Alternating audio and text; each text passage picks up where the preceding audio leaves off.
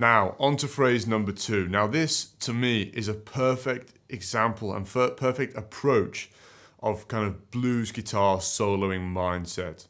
The phrase that we're going to be looking at and learning here is as follows. Nice little short one.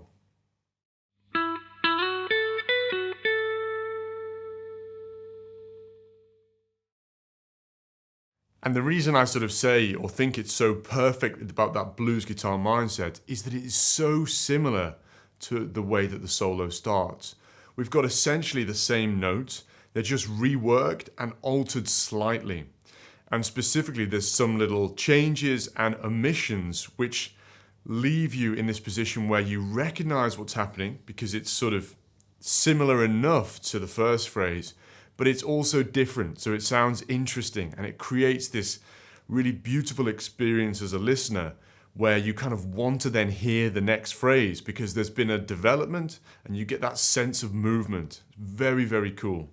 And again, it just sort of drives home that point that I am always talking about, which is you don't need to be flying all the way up and down the neck, playing 100 different notes, learning all these exotic scales.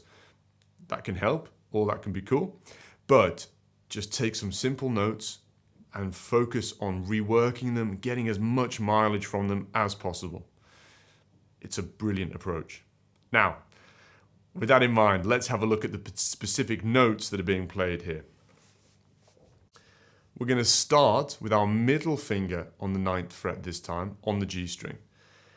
We're going to play that note, and the second time, we're going to play it twice. And the second time, you're going to slide up into that 11th fret on the G string, like this.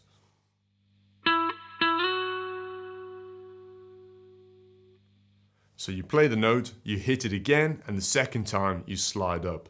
Now we're using the middle finger here, and this is an important point because it then puts us in that perfect position with our hands right there to execute the rest of the phrase without having to juggle, move the fingers around, anything like that. You just bang right there. So we're then going to move to the B string and hit many of the same notes that we encountered in the first section. We're going to play 10 on that B string with the first finger, 12 with the third finger. We're going to drop down to 11 on the middle finger on the G string. And then we're going to go back to that 10th fret on the B string and hold it with a bit of vibrato, like this.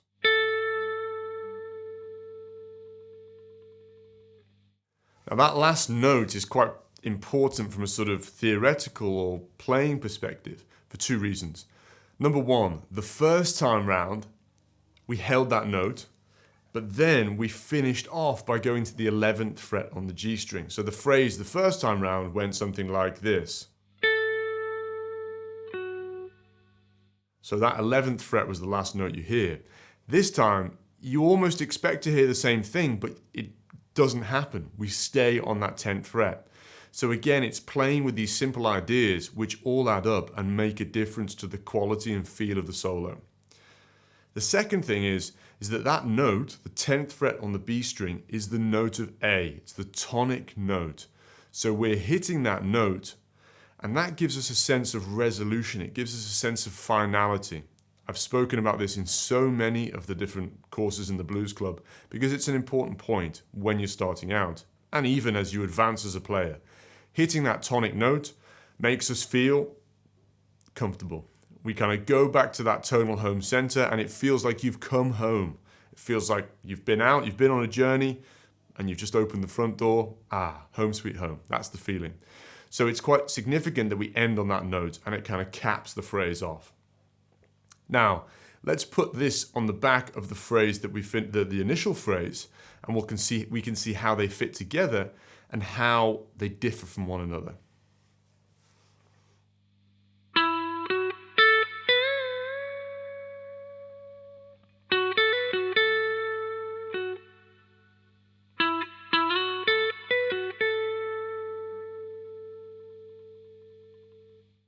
One more time, a little slower.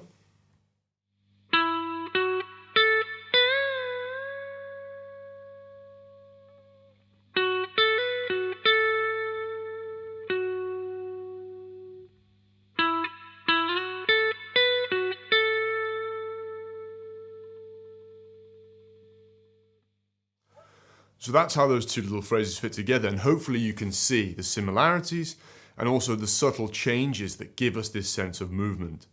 Now, in the context of the song, and hopefully I kind of illustrated it there is a pause between the two phrases, so you have time.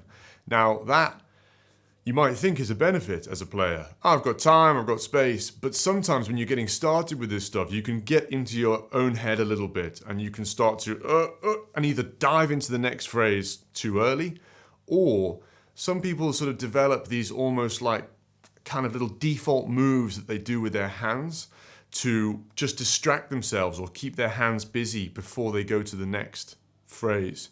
So a lot of players do stuff, sort of things like this, and I'll show you in that kind of pause between the two sections.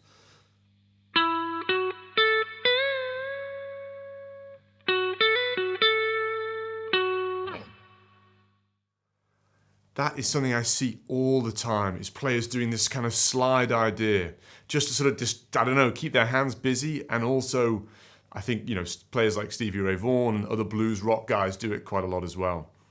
That is not really the vibe that we're going for here. I also don't think it's a great habit to get into, because when players do cultivate this habit, every time they sort of pause between phrases and in an improvisation or solo, they end up doing that move. And it becomes almost like one of those sort of vocal tics or something that people sometimes develop, where they repeat the same word very often. So maybe they finish every sentence with, and then before you know it, at the end of every sentence, and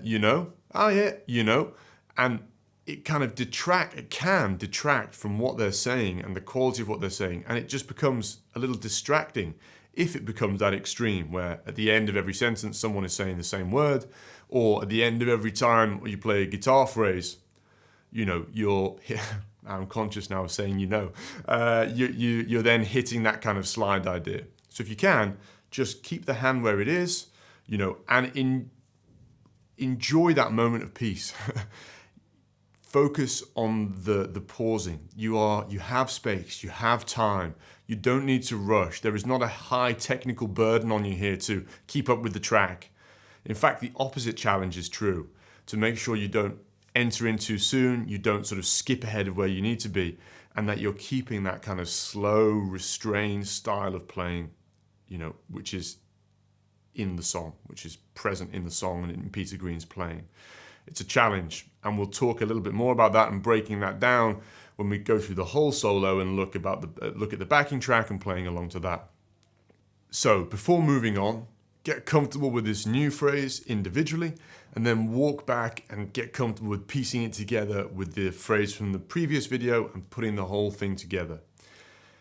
As noted in that previous video, think about the quality of the notes that you're playing here. Learning the notes, that was a short phrase. You could hypothetically fly through that. Okay, done, on to the next one. That's not the approach I'm recommending. It's all about the quality of the notes. Think about your vibrato. Think about your dynamics. Think about the pitches of the bends, capturing those little ideas, the smoothness of the slides. All of these things add up and make a difference to the quality of your solos. This is very much an example of not just playing the notes, but how do we articulate those notes. So keep focusing there. As always, give me a shout if you have any questions, if there's anything at all I can help with. Otherwise, head over to the next lesson where we'll keep on digging into this and look at the next phrase of the solo. See you over there.